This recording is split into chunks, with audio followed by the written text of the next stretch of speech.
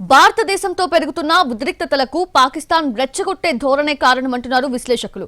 ముఖ్యంగా Pak army chief, ఆ దేశ ప్రధానమంత్రి లాంటి వాళ్ళ ప్రకటనలే టెన్షన్ వాతావరణాన్ని పెంచుతున్నాయనే అభిప్రాయం వ్యక్తమవుతోంది. వారికి తోడు అనేక ఇతర సంస్థలు, ఇతర వ్యక్తుల కామెంట్స్ కూడా ఆజ్యం పోస్తున్నాయి. వారి దృక్కోణాలు, సొంత వ్యాఖ్యానాలు యుద్ధ వాతావరణానికి అనుకూలంగా మారుతున్నాయి.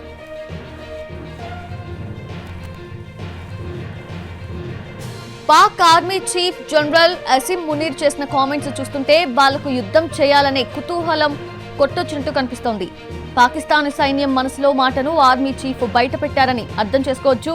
పైగా భారత్ ఎలా రియాక్ట్ అయినా సిద్ధంగా ఉన్నామని సంకేతం ఇచ్చారు. మునీర్ వ్యాఖ్యలు అంతర్జాతీయంగా కూడా గమనించాల్సిన అవసరం ఉందనే అభిప్రాయం వ్యక్తమవుతోంది. మరోవైపు పాక్ ప్రధానమంత్రి షహబాజ్ షరీఫ్ కూడా యుద్ధాన్నే కోరుకుంటున్నట్టు ఆయన వ్యాఖ్యల్ని బట్టి అర్థమవుతోంది. ఈ ఉద్రిక్తతలకు పాక్ ప్రధాన పాత్ర అని తెలుస్తోంది. జాతీయ భద్రతా కమిటీ అత్యవసర సమావేశాలు ఏర్పాటు చేశారు. మంత్రివర్గ సభ్యులతో మాట్లాడారు.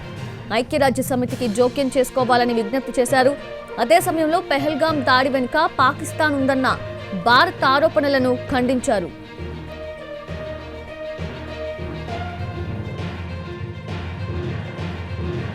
ఇకపోతే పాక్ జాతీయ భద్రతా కమిటీ కూడా పెహల్గాం దాడి తర్వాత పదే సమావేశమవుతోంది.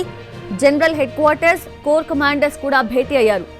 ఆ సమావేశాలు ఆ దేశ భద్రతా విధానాన్ని, సైన్యం ఫోకస్ ని ప్రభావితం చేస్తాయి. సైనికులే అల్టిమేట్ అని ప్రకటించే ప్రయత్నం జరిగింది.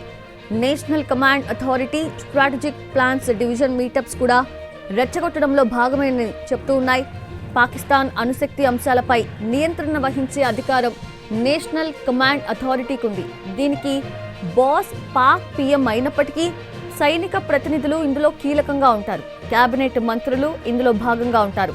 అటు భారత్ ఆరోపణల్ని ఖండిస్తూ ఇతర దేశాల మద్దతు సాధించేందుకు అంతర్జాతీయ మధ్యవర్తిత్వం కోసం ఆయా దేశాల సంస్థలతో సంప్రదింపులు నిర్వహిస్తున్నారు.